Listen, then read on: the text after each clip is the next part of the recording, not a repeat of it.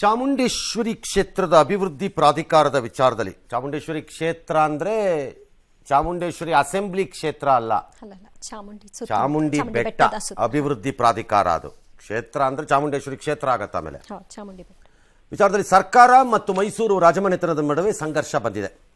ಬೆಟ್ಟದ ಅಭಿವೃದ್ಧಿ ಪ್ರಾಧಿಕಾರದ ಚಟುವಟಿಕೆಗೆ ಪ್ರಮೋದಾದೇವಿ ಕೋರ್ಟ್ ತಡೆಯಾಜ್ಞೆಯನ್ನು ತಂದಿದ್ರು.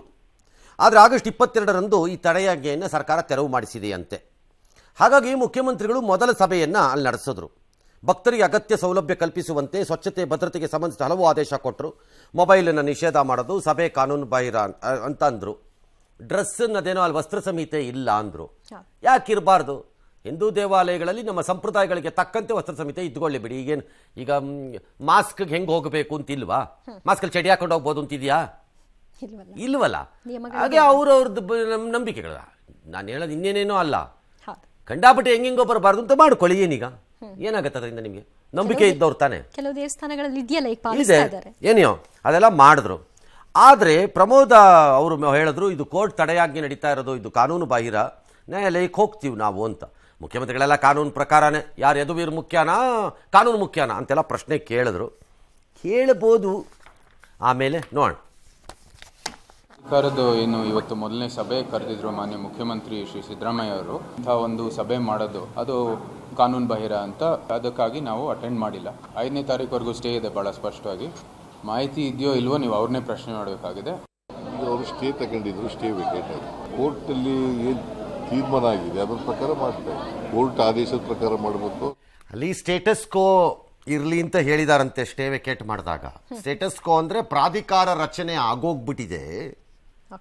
ಹಾಗಾಗಿ ಪ್ರಾಧಿಕಾರದ ಸಭೆ ನಡೆಸ್ಬೋದು. ಪ್ರಾಧಿಕಾರ ರಚನೆಗೆ ಸ್ಟೇಟಸ್ ಕೋ ಅಂತ ಅವ್ರು ಕೊಟ್ಟಿಲ್ಲ.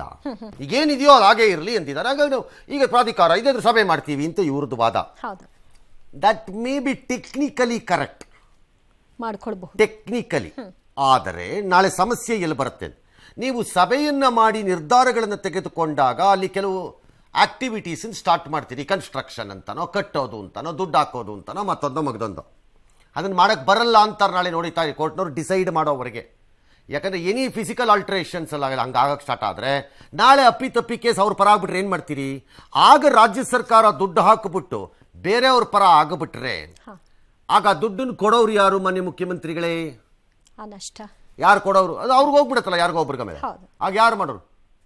ಹಾಗಾಗಿ ಸಭೆ ದೊಡ್ಡದಲ್ಲ, ಸಭೆಯಲ್ಲಾದ ನಿರ್ಧಾರಗಳು ಎಂತಹವು ಅದನ್ನು ಕೋರ್ಟ್ ಒಪ್ಪತ್ತೋ ಇಲ್ವೋ ನನಗೆ ಗೊತ್ತಿಲ್ಲ.